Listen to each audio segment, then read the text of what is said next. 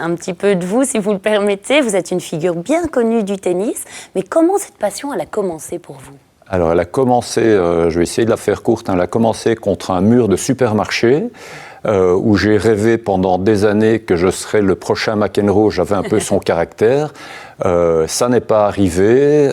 J'ai fait une bifurcation professionnelle pour revenir au tennis ensuite. Oui, vous avez ensuite créé, je le disais tout à l'heure en début d'émission, le Salon Raquette Expérience. Est-ce que vous pouvez nous expliquer ce qu'on y retrouve concrètement?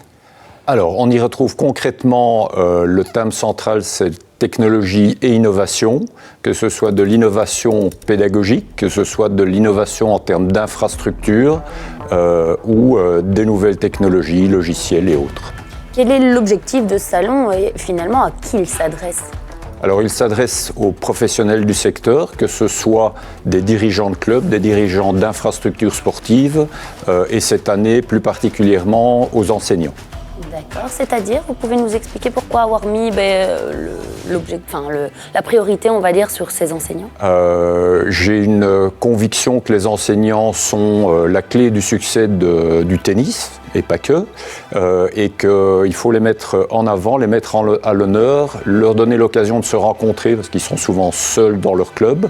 Voilà, donc on a décidé de mettre les petits plats dans les grands pour eux aussi. Et vous avez bien raison. Alors, on parle beaucoup du tennis, du paddle. On a aussi une discipline qui émerge de plus en plus en Belgique, le pickleball. C'est l'objet de notre émission notamment. Est-ce qu'il aura sa place au Salon Raquette Expérience? Alors, il a déjà eu sa place vu qu'on a fait le lancement officiel du pickleball lors de la précédente édition. On va remettre le pickleball à l'honneur lors de cette édition-ci avec des animations et de l'innovation pour ce sport également. Est-ce que finalement ce sport, vous constatez tous les deux un réel engouement ou c'est encore un sport de niche malgré tout?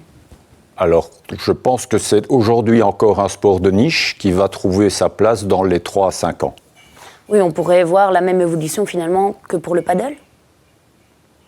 Je laisse répondre. Allez-y. Je réponds. Je pense que oui. Je pense que oui, il faudra que les infrastructures suivent. Et pour vous, Steve, vous n'allez pas y échapper? Oui, honnêtement, c'est point d'interrogation, je ne sais pas. Le paddle, on ne s'y attendait pas. Le pickleball, on ne s'y attend pas non plus. Mais voilà, voir les gens qui jouent, à entendre les commentaires, ça a quand même l'air de plaire à beaucoup de monde. Et ça a plu déjà dans d'autres pays, donc pourquoi pas en Belgique? Pourquoi pas, comme vous dites. Tarek, quelle autre innovation on va pouvoir retrouver, réunir cette année au Salon Raquette Expérience? Alors, on fait un gros lancement d'une activité sport de raquette qui va être un peu un socle de toutes les autres pratiques, qui s'appelle le street racket, qui est un concept suisse que je vous invite à venir découvrir et à jouer sur place. Il y aura également cette année un village technologie. Donc, on a rassemblé 8 startups qui vont présenter des outils pour les clubs, pour l'enseignement, également. Ça va du casque de réalité virtuelle, ce genre. Vous avez bien regardé déjà. Je me suis renseignée sur le sujet. Oui, effectivement. Il y a de ça, il y a des outils de réservation, il y a des outils de suivi pédagogique, des outils de communication également. Voilà, beaucoup de choses à découvrir. Quand? Le jeudi 6 novembre, en journée pour les enseignants, en soirée pour les dirigeants, et on rassemble tout le monde sur une Smash Night à partir de 22h. C'est la 40e édition? Alors, on est sur la 9e édition pour la 6e année. Parfait. Alors, le rendez-vous est pris. Merci beaucoup, Tarek. On va revenir.